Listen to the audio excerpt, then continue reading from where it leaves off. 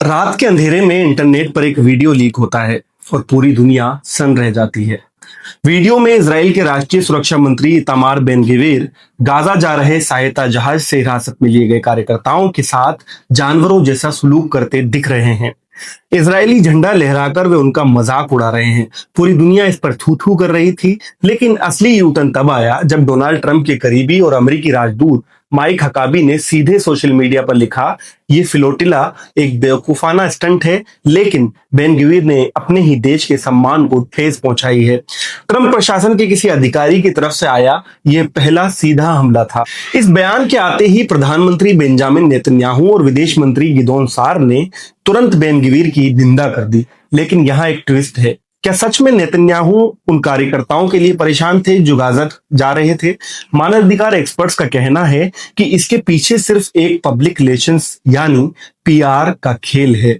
Israel में चुनाव का मौसम है और अमेरिका और नेतन्याहू दुनिया को दिखाना चाहते हैं कि वे शरीफ हैं और सिर्फ बेन गवीर ही कट्टर है।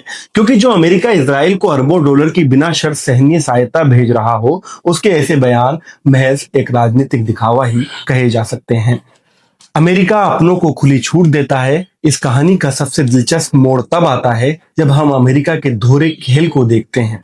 ट्रंप प्रशासन ने आते ही हिंसक इजरायली सेटलर्स पर से प्रतिबंध हटा दिए, लेकिन फिलिस्तीनी नागरिक समाज की संगठनों पर कड़े बैन लगा दिए। यहां तक कि अमेरिकी ट्रेजरी विभाग ने गाजा में मदद भेजने वाले फिलोटिला के 4 आयोजकों को ही आतंकवादी समर्थक घोषित कर दिया। यानी इजरायली मंत्रियों की हर बर्बरता माफ और जमीन पर मदद करने वालों पर सीधे वार। सवाल यह है कि आखिर ये बेन गवीर है कौन?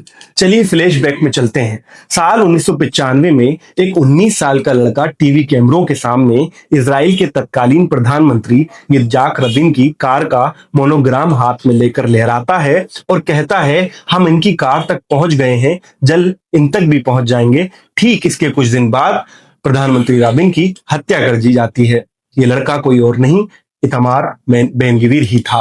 इस शख्स पर नस्लवाद फैलाने और आतंकवादी घोषित किए गए संगठनों का समर्थन करने के भी आरोप लगे हैं, लेकिन आज यही कट्टरपंथी देश का राष्ट्रमंत्री बन बैठा है। सत्ता की कुर्सी मिलते ही बेन गवीर ने अपनी ताकत का इस्तेमाल देश के अंदर नेशनल गार्ड जैसी अपनी एक निजी फौज बनाने में किया। उसका अहंकार इस कदर बढ़ चुका था कि उसने सरेआम कहा कि वेस्ट बैंक की सड़कों पर, गाजा की सड़कों पर मेरे और मेरे बच्चों के घूमने के अधिकार वहां के अरबों यानी फिलिस्तीनियों की आजादी से कहीं ज्यादा हैं।